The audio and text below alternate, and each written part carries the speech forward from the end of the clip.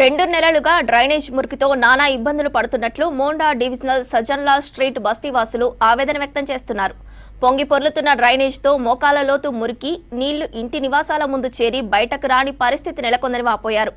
Drainage నీళ్ల కంపుతో అవస్థలు పడుతున్నామన్నారు. ఎన్నిసార్లు మున్సిపల్ అధికారులకు నాయకులకు ఫిర్యాదు చేసినా పట్టించుకోవడం లేదంటూ బస్తీవాసులు ఆవేదన చెందారు.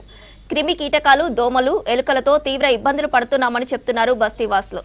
అధికారులు నాయకులు పట్టించుకొని డ్రైనేజ్ క్లియర్ చేయాలని వేడుకున్నారు.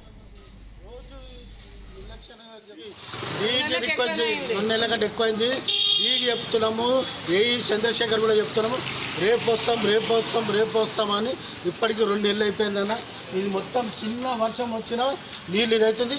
ఇది ఏంటంటే రైల్వే నుంచి వాటర్ వచ్చి ఇట్లంతా ఓవర్ఫ్లో అవుతుంది.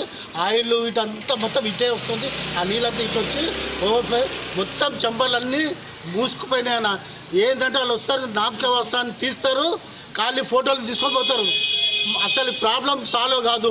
మంచినీళ్ళు కూడా పొల్యూషన్ అవుతుంది. చిన్నపిల్లలు ఉన్నారు ఈ ఏరియాలో, వాళ్ళకు జబ్బులు వచ్చే పరిస్థితి వచ్చింది. ఇది ఎవరు సరిగా పట్టించుకుంటలేరు. రైల్వే వాటర్ తీసుకొచ్చి మా దాంట్లో కలిపారు. ఇదేమో చిన్న పైపు, ఈ పైపులకి నుంచి పోదు. ఆ వాటర్ కనుక ఇలా కలవకుంటే మాకు ఈ బాధ ఉండకపోతుంది. ఇదంతా వాళ్ళు చేసిన పనికి ఇలా మేము అనుభవిస్తున్నాం సార్. దయచేసి దీన్ని మీరు క్లియర్ చేయండి సార్. జరిగిందండి. ఇంట్లోకి పురుగులు, పాములు, తేలు అన్నీ వస్తున్నాయి. చిన్న చిన్న పిల్లలు పెట్టుకొని 60-70 ఏళ్ళ చెంది ఉంటున్నాము. మోకాళ్ళ మంచి నీళ్ళు వేస్తున్నాయి. ఏమనంటారో నీళ్ళలో వండుకోమంటే ఎవరు వండుకొని ఇస్తారు? ఒక్కరోజు వండుకొని ఇస్తారు, 2 రోజులు వండుకొని ఇస్తారు. ఎల్లకాలం వండుకుంటారు. వానకాలం పోయినాక చెప్పి మాకే ఇదవుతున్నది. ఒక్క లీటర్ పొద్దున 4 సార్లు చేసినాం, ఒక్కరు పట్టించుకుంటలేడు. రావడము కష్టమవుతుంది మాకు, పోవడం రావడం ఇదే దారి, ఇంకో దారి లేదు.